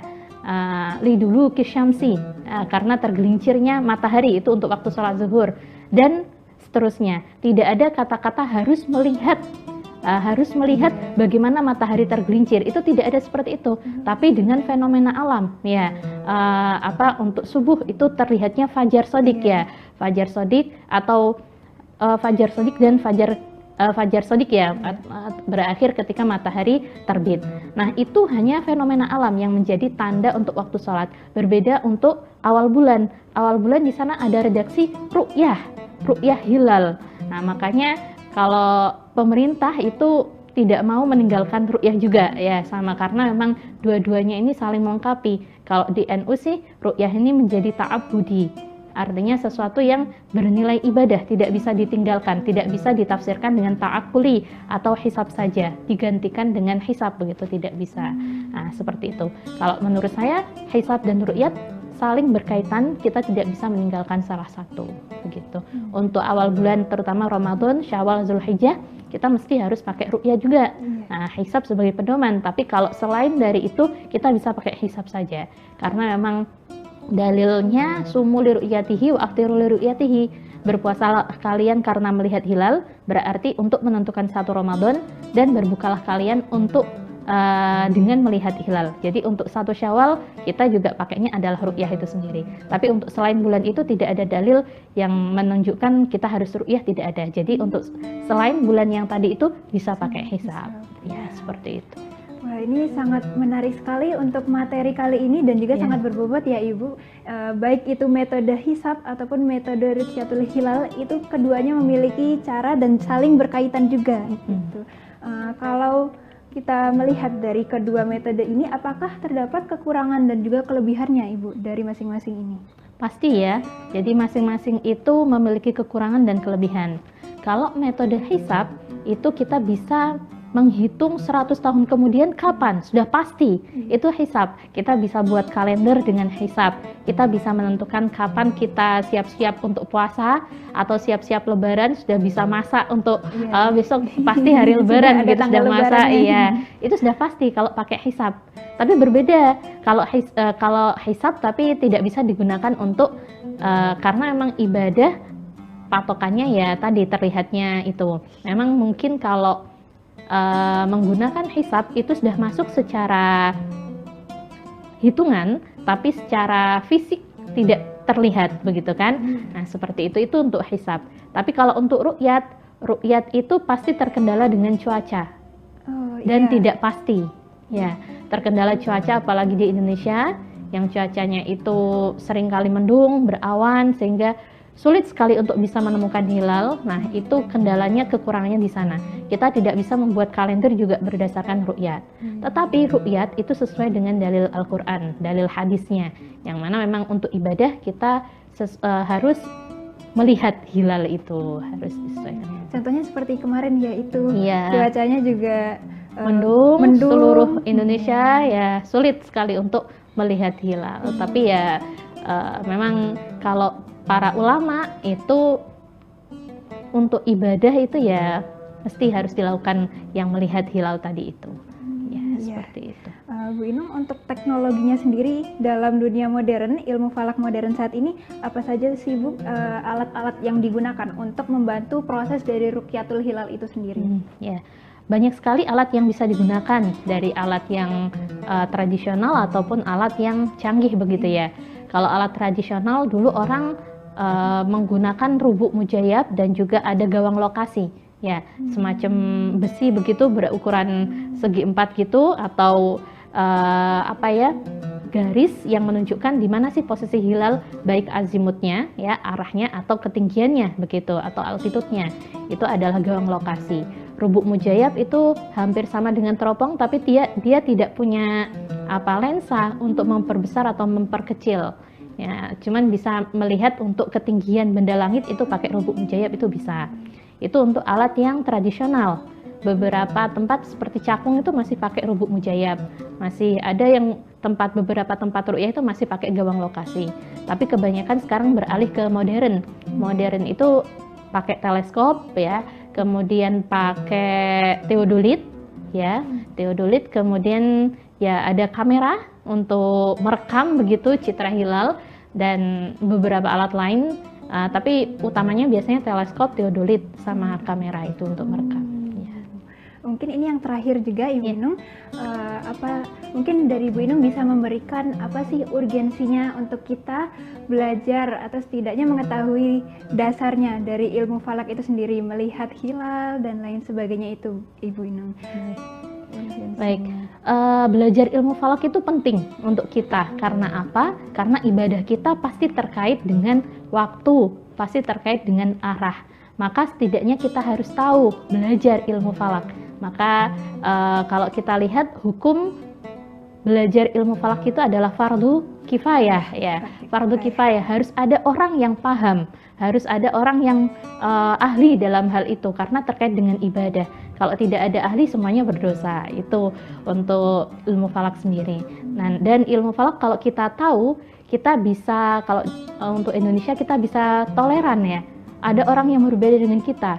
Kita tahu, tidak asal menyalahkan, tapi kita tahu bahwa mereka punya dasar sendiri, mereka punya pemikiran sendiri, tidak asal menyalahkan, tapi kita juga punya dasar kita sendiri, kita punya pemahaman kita sendiri, kita yakin dengan apa yang kita yakini, nggak ikut-ikutan. Nah, seperti itu. Terima kasih banyak, Ibu Inung. Jadi kita bisa tarik benang merahnya bahwasanya ilmu falak ini fokus pada praktik dari ilmu falak itu sendiri. Kalau astronomi tadi fokusnya pada teoretikalnya, kalau dalam ilmu falak fokusnya pada praktiknya gitu. Dan dalam hal ini ilmu falak punya dua metode, ada ruqyatul hilal dan juga ada metode hisab, yang mana keduanya ini juga saling berkaitan begitu ya, Ibu. Oke, cukup untuk podcast kita kali ini. Terima kasih banyak Ibu Inung sudah membersamai kita pada podcast spesial Ramadan Wanita dan Islam. Saya Garneta Lia. Mohon maaf apabila terdapat kesalahan dalam perkataan maupun perbuatan. Wassalamualaikum warahmatullahi wabarakatuh. Download Tribun X sekarang. Menghadirkan lokal menjadi Indonesia.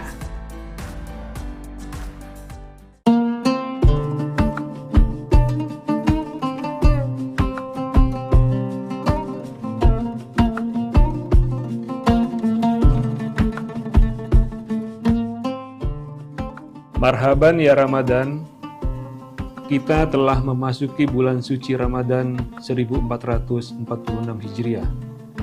Bulan yang penuh dengan limpahan berkah, rahmat, dan ampunan. Bulan ini adalah momentum yang sangat berharga bagi kita semua untuk membersihkan hati, pikiran, dan perbuatan.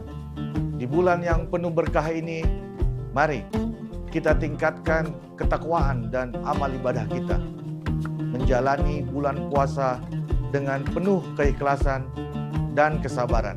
Kami segenap jajaran komisaris, direksi, dan karyawan PT Sementonasa mengucapkan selamat menunaikan ibadah puasa Ramadan 1446 Hijriah. Wassalamualaikum warahmatullahi wabarakatuh.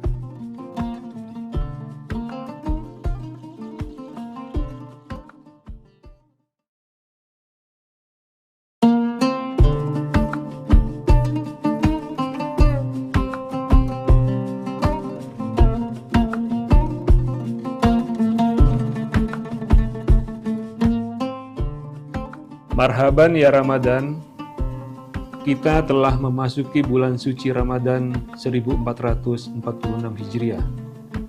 Bulan yang penuh dengan limpahan berkah, rahmat, dan ampunan. Bulan ini adalah momentum yang sangat berharga bagi kita semua untuk membersihkan hati, pikiran, dan perbuatan. Di bulan yang penuh berkah ini, mari kita tingkatkan ketakwaan dan amal ibadah kita. Menjalani bulan puasa dengan penuh keikhlasan dan kesabaran. Kami segenap jajaran komisaris, direksi, dan karyawan PT Sementonasa mengucapkan Selamat menunaikan ibadah puasa Ramadan 1446 Hijriah. Wassalamualaikum warahmatullahi wabarakatuh.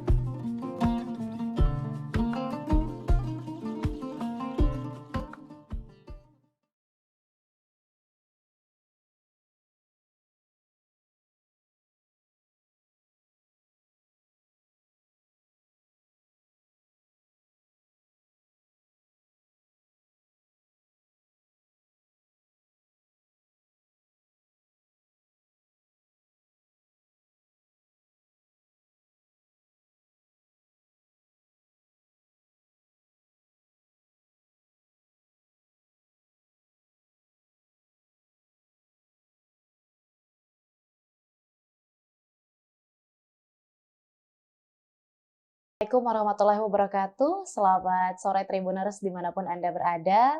Alhamdulillah kembali kita berjumpa tentunya dalam syiar Ramadan 1446 Hijriah. Dan tentunya pada hari ke-23 Ramadan kali ini insya Allah kita akan kembali mendengarkan ceramah yang akan disampaikan oleh Ustadz Dr. Kamarudin Mustamin MPhilI selaku dosen Fakultas Usuluddin dan Filsafat UIN Alauddin Makassar. Assalamualaikum, selamat sore Pak Ustadz. Waalaikumsalam warahmatullahi wabarakatuh. Iya, gimana Pak Ustadz memasuki hari ke-23 kali ini sendiri? Kabarnya gimana? Alhamdulillah selalu bersyukur. Alhamdulillah. Sesuai dengan tema kita. Oke, Pak Ustadz sudah menyampaikan nih kalau tema hari ini kita akan membahas tentang rasa syukur dalam tema ceramah hari ini. Untuk itu langsung aja saya persilakan Pak Ustadz. Ya, terima kasih Mbak Susan. Assalamualaikum warahmatullahi wabarakatuh. Waalaikumsalam warahmatullahi wabarakatuh.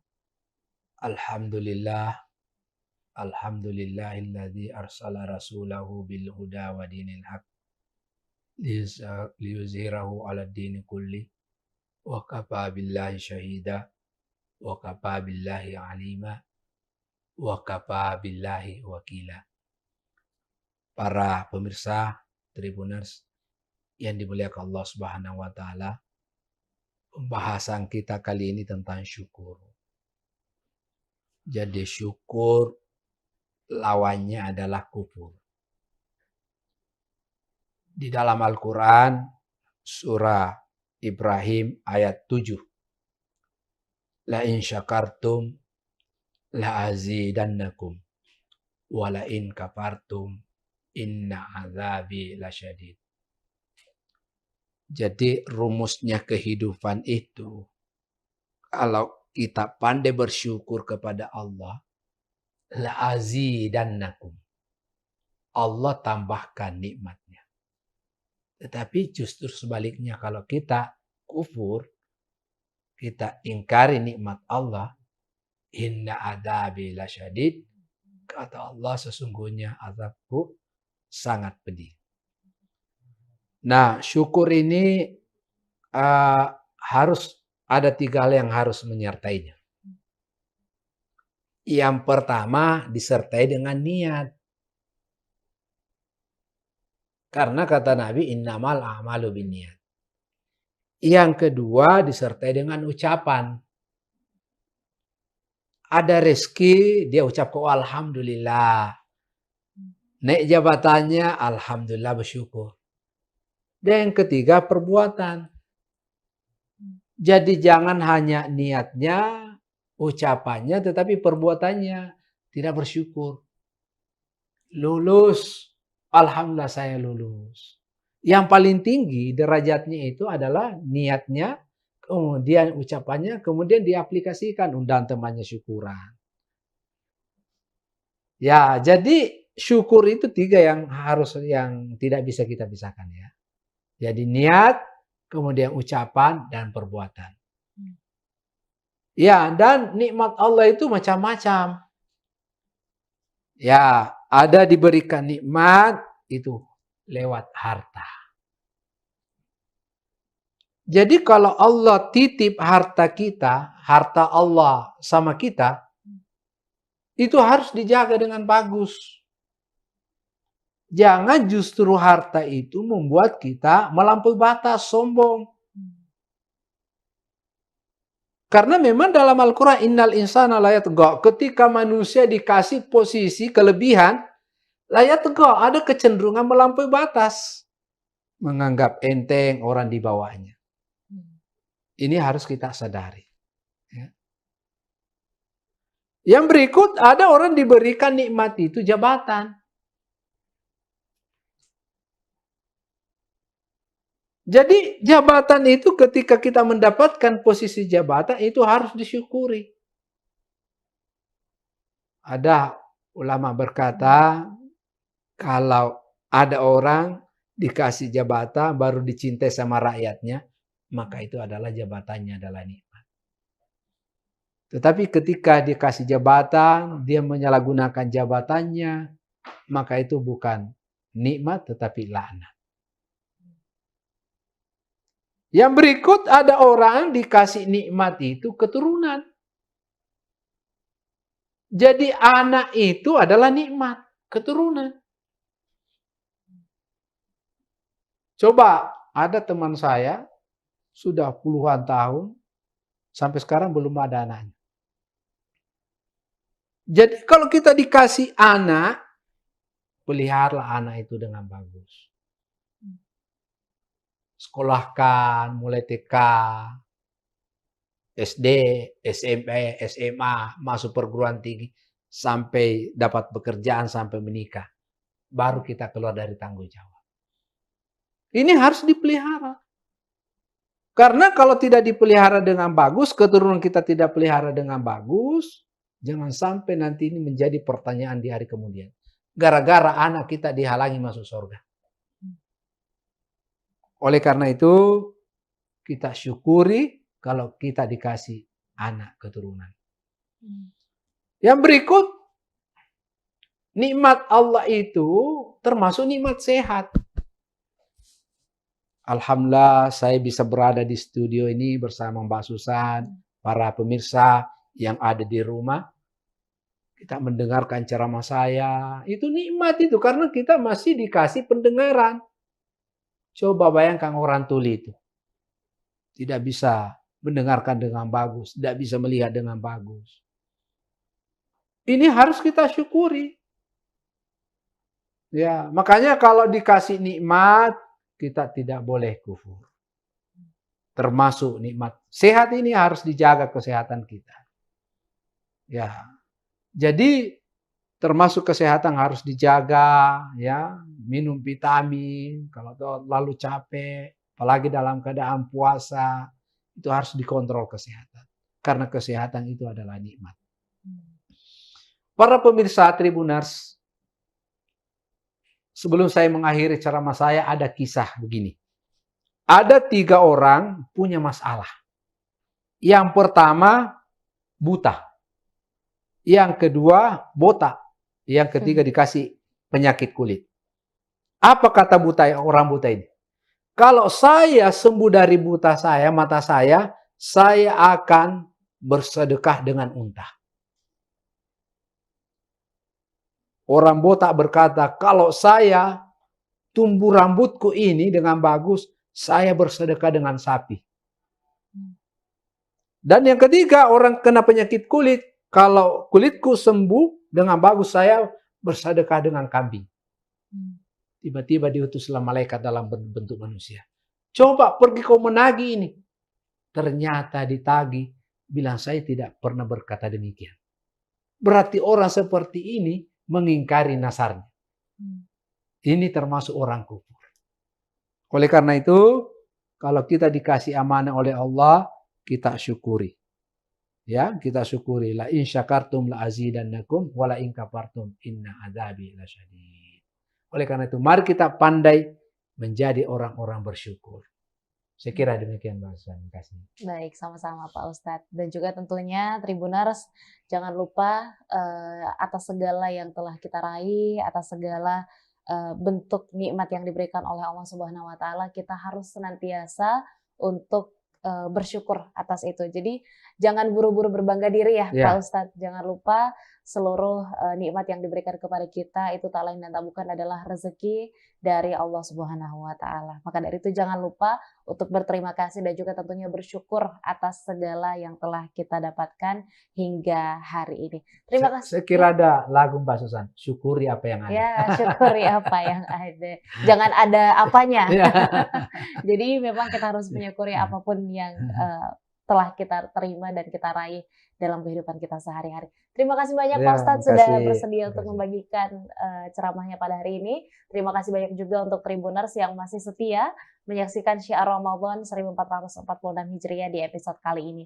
Saya Nisa Suzan dan seluruh rekan kru yang bertugas pamit undur diri. Assalamualaikum warahmatullahi wabarakatuh dan sampai jumpa.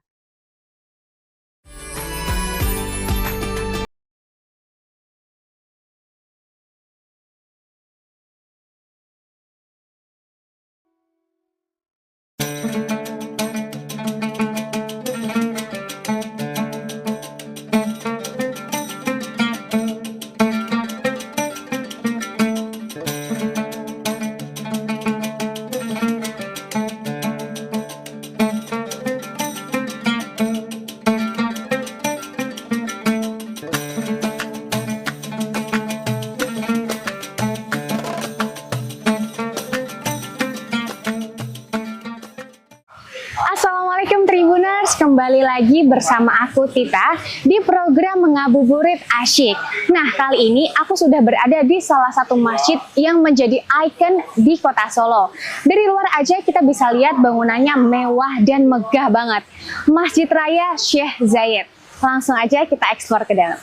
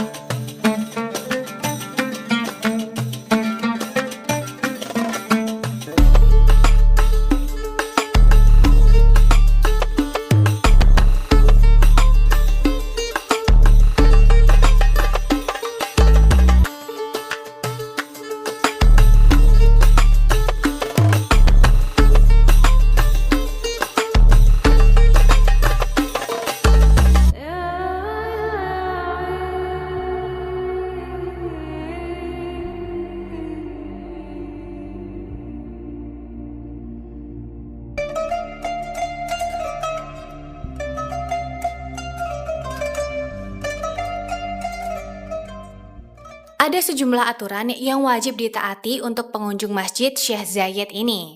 Bagi perempuan tidak berhijab harus memakai tudung dan menutup aurat saat memasuki masjid. Masuk masjid melalui pintu timur. Pengunjung harus berjalan melalui pengecekan barang bawaan. Tas akan diperiksa isinya menggunakan sinar X, sementara pengunjung harus melewati metal detector. Beberapa barang yang dianggap berbahaya harus ditinggal di pos pemeriksaan ini. Setelah melalui pos pemeriksaan, pengunjung bisa langsung masuk masjid dengan melepas alas kaki.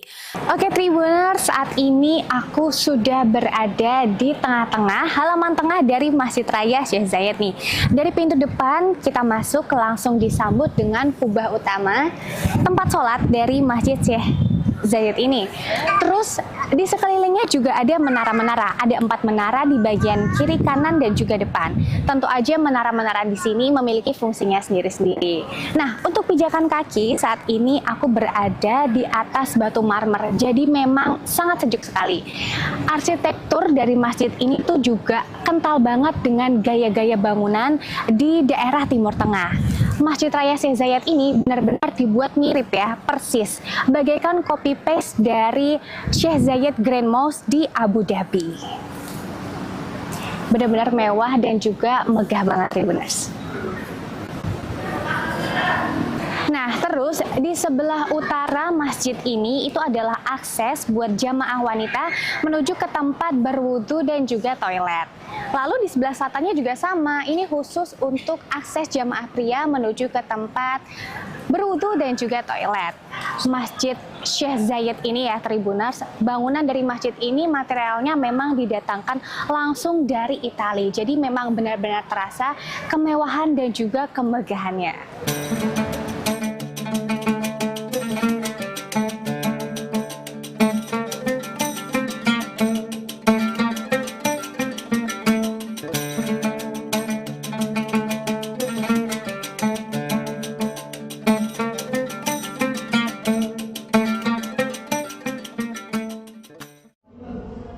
Saat ini aku sudah berada di tempat atau ruangan untuk toilet dan juga tempat berwudu jamaah wanita. Kita langsung saja masuk melalui pintu utara, lalu ke sebelah kiri. Kita akan masuk melalui pintu yang ada di sini. Di dalam pintu ini juga ada dua akses untuk ke bawah tempat berwudunya. Yang pertama itu ada lift yang digunakan untuk tamu prioritas seperti lansia, ibu hamil, dan juga tamu kenegaraan. Lalu untuk yang jalan umumnya kita bisa langsung saja menuruni tangga yang ada di sebelah sini.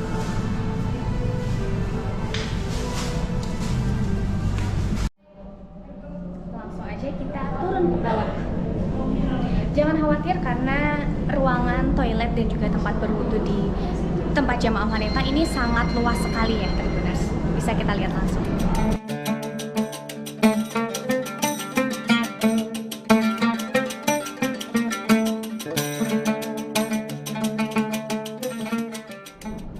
Nah ini dia ruangan tempat berwudu dan juga toilet wanita.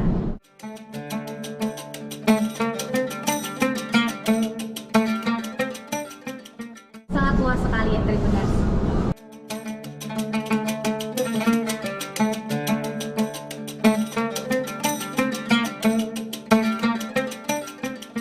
Oke, selesai berwudu kita langsung aja naik menuju tempat sholat dari Masjid Raya Syekh Zayed ini ya Tribuners.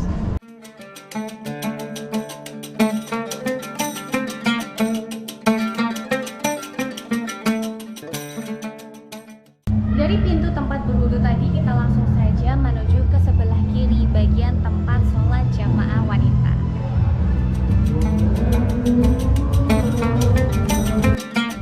Bagi pengunjung wanita juga disediakan mukena yang bisa langsung dipakai. Jika kalian tidak membawa mukena, langsung aja bisa memakai mukena yang udah disediain dari Masjid Raya Syekh Zayed ini. Nah Tribuners, berhubung aku melaksanakan sholat asar itu di sekitar jam 4-an mau jam 5, jadi biasanya jamaah wanita itu sholatnya ada di dalam masjid. Tapi karena sekarang lagi proses sterilisasi untuk pelaksanaan sholat maghrib berjamaah, jadi saat ini kita sholatnya di depan.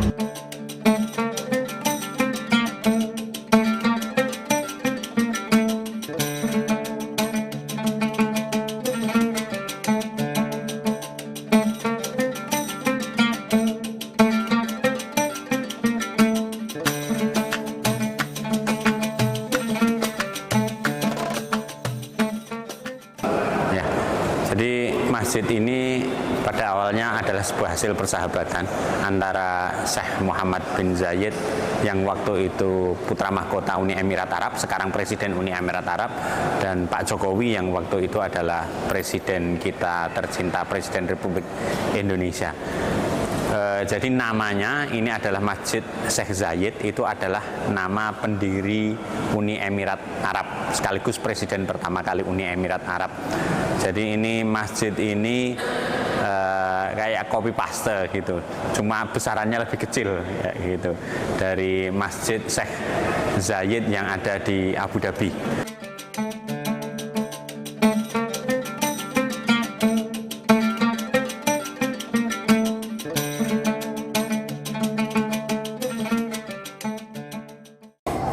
Masjid Raya Syekh Zayed Solo secara arsitektur atau bangunannya itu meniru bangunan masjid dengan nama yang sama, Masjid Zayed An-Nahyan di Abu Dhabi atau Abu Dhabi di Uni Emirat Arab. Bangunannya sama persis. Namun ini miniaturnya, jadi seperempat dari bangunan yang ada di Abu Dhabi. Nah, yang membedakan dengan bangunan yang ada di Emirat Arab yaitu adalah lantainya. Jadi lantainya itu kalau di selasar atau di serambi masjid itu ada motif batik kawung, yaitu lambang dari kesempurnaan. Lalu kemudian di ruang utama sholat itu ada karpet yang dibuat khusus. Itu motifnya adalah motif campuran antara dua warna, ada biru, ada sogan. Sogan itu coklat, khas batik Solo. Kemudian ada di tengahnya ada ornamen khas Emirat. Nah, itu menandakan terkait dengan persahabatan dua negara. Jadi ada warna biru dan sogan. Lalu kemudian di serambinya, di atas serambi kemudian itu terdapat banyak kubah. Jadi sama persis selasarnya dengan yang kita bisa temui di Abu Dhabi, di Uni Emirat Arab. Lalu kemudian di atas mihrabnya itu ada Asmaul Husna. Itu diukir dengan marmer, dan keseluruhan dinding yang ada di Masjid Raya Syekh Zayed Solo itu terdiri dari marmer. Marmer yang diukir, kemudian dihias, diukir asma-asma Allah Subhanahu wa taala. Lalu kemudian dominan warnanya adalah dominan warna seperti emas, namun aslinya itu madu. Jadi madu itu simbol kemakmuran dan kejayaan, kurang lebih seperti itu.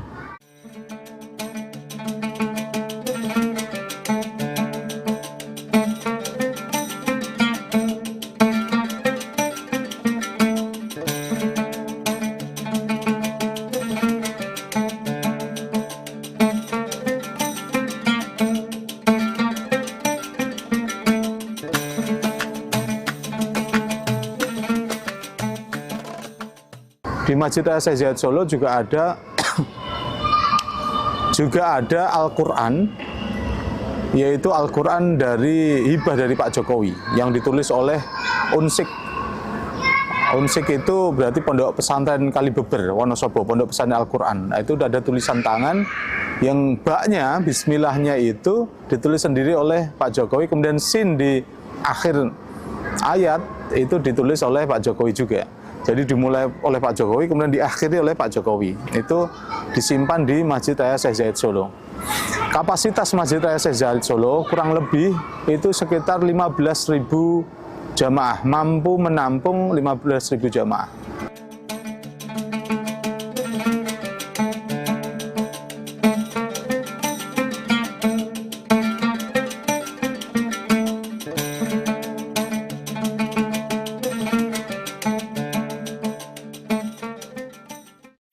Masjid Syekh Zayed Solo ini memiliki 4 menara setinggi 75 meter dan kubah besar setinggi 65 meter di bangunan utamanya dan dapat menampung hingga 10.000 jamaah.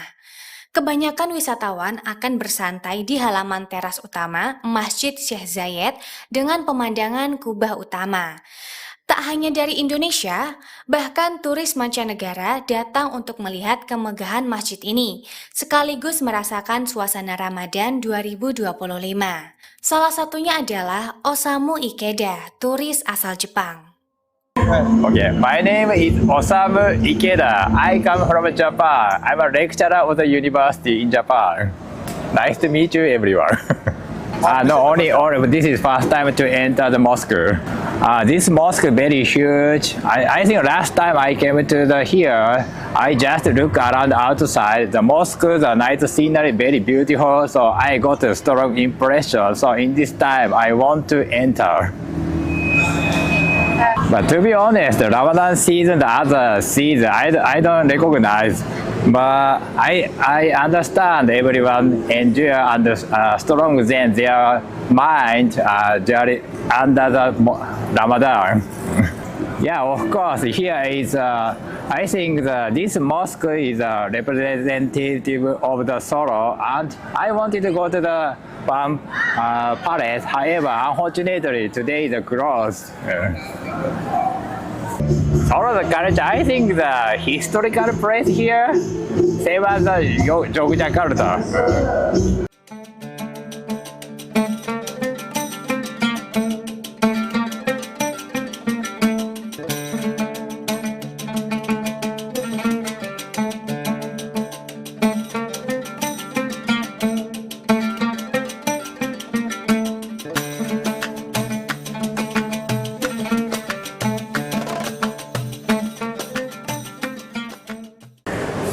Kegiatannya kita menyesuaikan persis seperti masjid-masjid di sekitar Indonesia. Jadi khususnya Ramadan kita ada kajian-kajian, plus kita karena mentarget anak-anak muda ya kita adain banyak kursus dan juga kursus kayak CNC Mailing, Zotero, marketplace. Nah itu yang tapi kalau kajian kita full mulai ba'da duhur, ba'da tarwih dan ba'da subuh. Terus kemudian takjil kita setiap hari atau buka bersama itu sekitar 7.000 makan berat dan 7.000 makan ringan.